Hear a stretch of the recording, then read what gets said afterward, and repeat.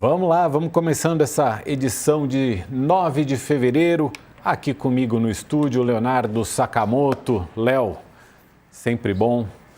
Acho que é a primeira vez que a gente faz só nós dois no estúdio, não é não? Só no estúdio, talvez. É que a gente está acompanhado da Dani também aqui, diretamente de São Paulo, já voltando para São Paulo, né? Daniela Lima com a gente aqui também, boa tarde. Como voltando? Eu não saí, não. Você não foi pra Brasília? Esse menino viaja, acha que todo mundo vive que nem você ele. Não tava, sim, tá, semana passada. Ué, você não estava entrevistando o homem, não?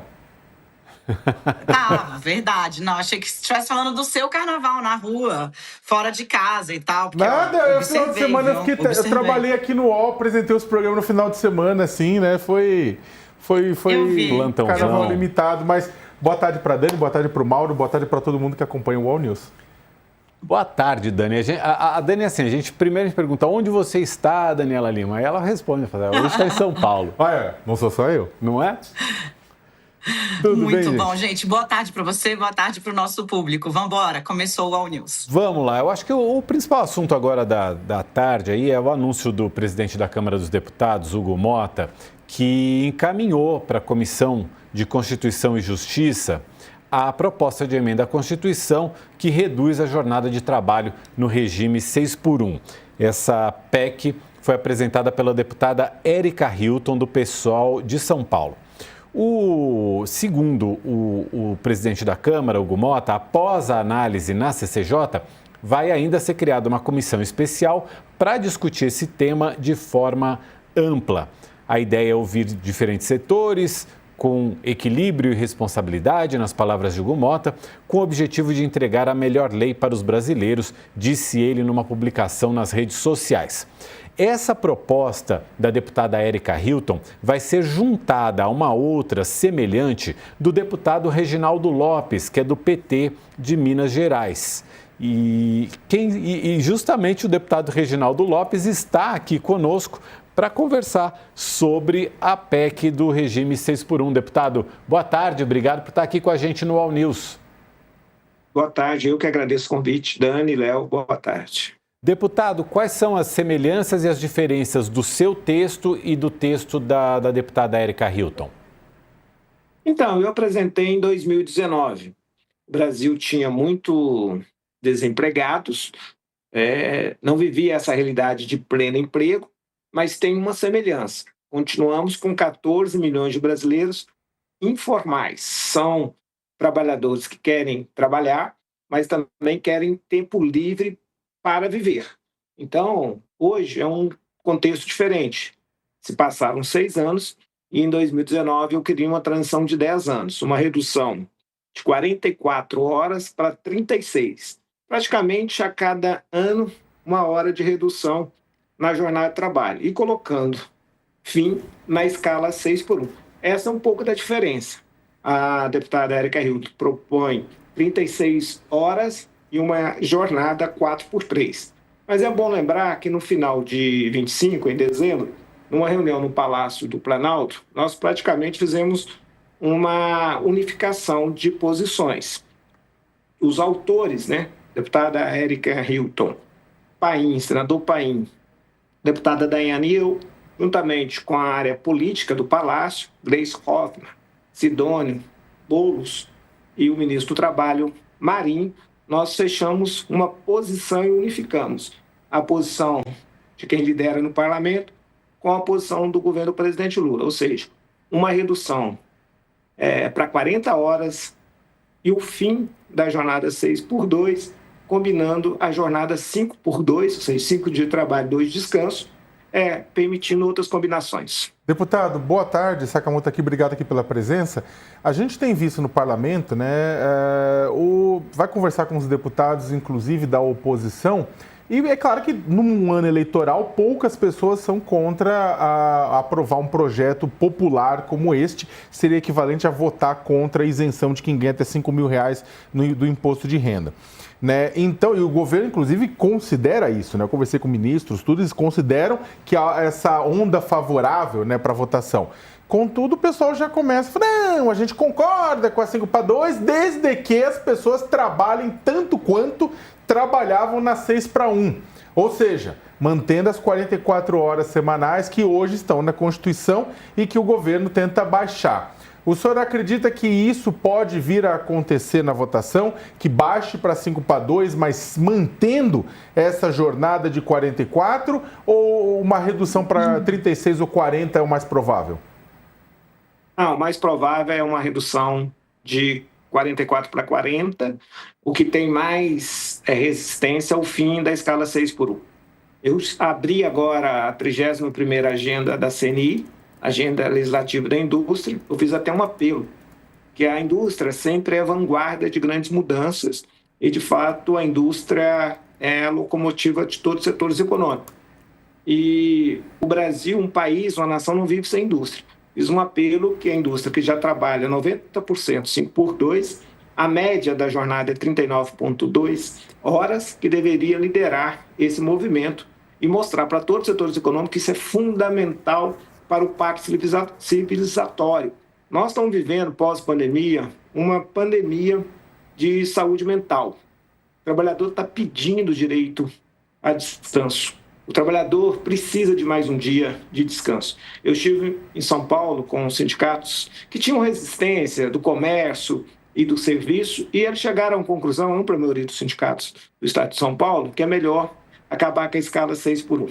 Primeiro, para formalizar a economia. Segundo, para a saúde mental. E terceiro, porque 80% dos seus trabalhadores têm falta durante a semana, porque eles precisam de um dia para ir na escola de seus filhos, para qualificar, para resolver questões financeiras, para viver. Então, eu acredito que mais de 80% da população apoia esse projeto, 40 horas e 5x2, e o parlamento vai estar sensível a essa mudança, a esse pedido das ruas e dos trabalhadores por mais direitos.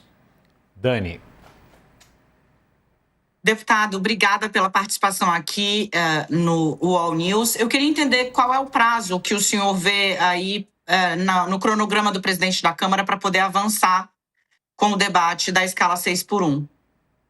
Eu falei com o presidente por telefone, tenho uma palestra em Uberlândia, e combinei com ele amanhã, também junto com a deputada Érica Hilton, a gente acertar um calendário, né?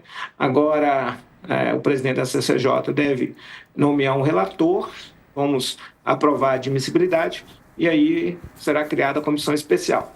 Eu trabalho com o calendário do primeiro semestre. É importante para toda a sociedade brasileira que esse debate possa terminar nesse primeiro semestre, antes das eleições, com votação nas duas casas, né, em 2 turnos. É uma matéria ping-pong, né, com o mesmo texto. Eu acredito que é possível. É bom lembrar que no Senado, na CCJ, a emenda constitucional do PAIN já teve a admissibilidade e também a aprovação do relatório do senador Rogério de Carvalho. Deputado, o senhor falou com relação a determinados setores que o senhor tem conversado, principalmente serviço e comércio, são aqueles que são mais refratários. E é fato, a gente até tem feito reportagens aqui mostrando que parte desses setores já perceberam que não vão conseguir recrutar pessoas boas, pessoas que estão sendo disputadas pelo mercado, se não se mantiverem a jornada anterior. Contudo, também a gente tem informações e tem notícias de que o lobby no Congresso Nacional está pesado. Né? Tem muita gente batendo o pé, gastando sola no Congresso para evitar essa mudança. Né? Que setores e que o senhor destacaria, que atores o senhor destacaria desse lobby contrário à mudança que a sociedade precisa ficar de olho? Não, Léo, na minha opinião, tem muita desinformação. Eu acredito que a Comissão Especial e a capacidade de diálogo do Parlamento Brasileiro vai demonstrar que é uma política de ganha-ganha. É inaceitável em pleno século XXI. Eu trato a escala 6x1 como uma escravidão moderna desse século. Nós temos que botar ponto final a essa escravidão. Olha, o impacto que poderia prejudicar os setores econômicos seria um impacto na indústria.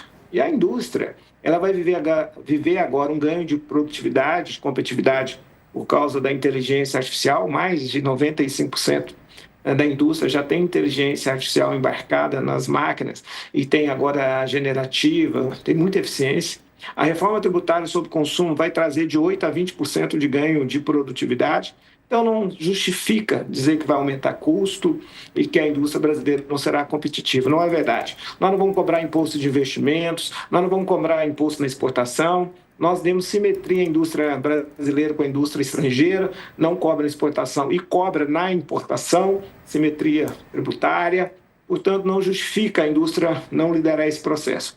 Comércio e serviço, eu estou aqui em Uberlândia. Eu não posso alugar um carro lá em Paris. Eu tenho que alugar aqui em Uberlândia. Não tem impacto algum para serviço e comércio, desde que isso seja uma lei, uma mudança constitucional. Eu tenho falado muito com o presidente da Abras, de supermercados. No Espírito Santo, eles estão fazendo um pacto. Não tem trabalhador.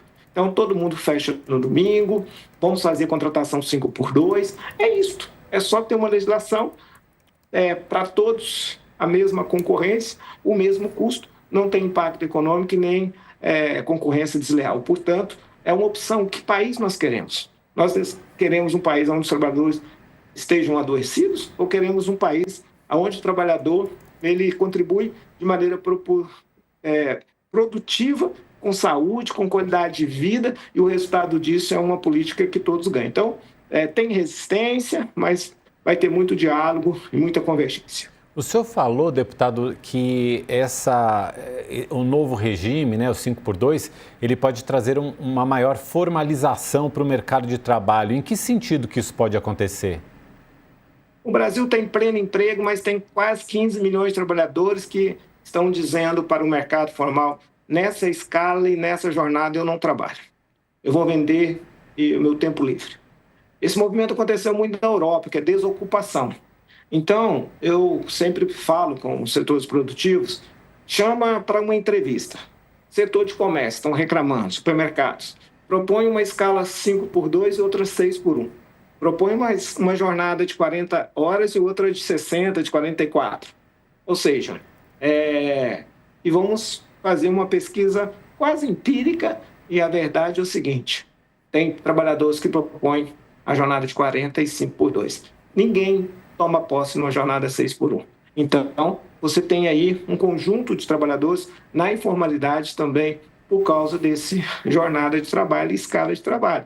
Então, eu acredito que com essa mudança, nós vamos formalizar parte desses trabalhadores informais. Isso é tudo de bom. Equilíbrio nas contas públicas, equilíbrio fiscal, equilíbrio na conta previdenciária, que é o maior déficit fiscal do país. Portanto, eu sempre falo que essa é uma política do ganha-ganha. Todos vão ganhar. Dani? Deputado, ainda falando sobre a agenda da Câmara, o senhor vê mais alguma prioridade para esse primeiro semestre antes da eleição? Aparentemente, a Câmara está querendo trabalhar agora com as boas notícias, de olho já na disputa de outubro, né? O senhor vê certa pressão ou apressamento, né, para que se volte a avaliar o veto do presidente Lula, por exemplo, a dosimetria, que reduz as penas do 8 de janeiro? Eu acho que a dosimetria não é uma matéria de importância para o país, importância popular. A matéria de importância popular é a PEC da segurança. Eu acho que a sociedade espera um regime mais inteligente. A segurança pública precisa de 3 Is, né? Investimento, integração, inteligência. E a PEC da segurança propõe essa integração. Hoje você não precisa de operação bang-bang, mata-mata. Você precisa usar inteligência e integrar todos os órgãos de controle, né? Do COAF, a Receita Federal e todos os mecanismos da inteligência artificial, identificação facial, etc. Inteligência artificial, isso faz um Brasil ser seguro. Então, esta matéria é de interesse popular, é de interesse da nação, né? É a União coordenando, integrando junto com os estados e municípios, todos os órgãos de segurança pública. A outra matéria que é importante para o trabalhador é ganhar mais um dia de descanso. Essa, sim, colocar o fim nessa escravidão moderna da escala 6x1. Então, acho que são as duas grandes matérias que, na minha opinião, o parlamento deveria entregar antes das eleições de 2026. Agora, deputado, o parlamento já largou nos trabalhos nesse ano aprovando um pacotaço de super salários, inclusive criando penduricalhos que podem extrapolar o teto constitucional para funcionários da Câmara Legislativa, né, da Câmara dos Deputados, e tem a possibilidade agora do presidente Lula ou vetar esses supersalários ou devolver para o Congresso, devolver para a Câmara essa medida. Eu queria uma análise do senhor sobre esse cenário. Nós erramos, o parlamento errou. O parlamento tem que defender a Constituição Federal. É inaceitável que o Brasil tenha criado uma elite no serviço público. A maior escândalo são a elite do judiciário, né? E, de fato, quase todos lá têm penduricários. Então, nós precisamos dar o exemplo, né? O parlamento não deveria ter aprovado esse aumento para além do teto, mesmo que seja para 72 servidores, não justifica. Nós somos guardião da Constituição e nós temos que botar um ponto final nos supersalários.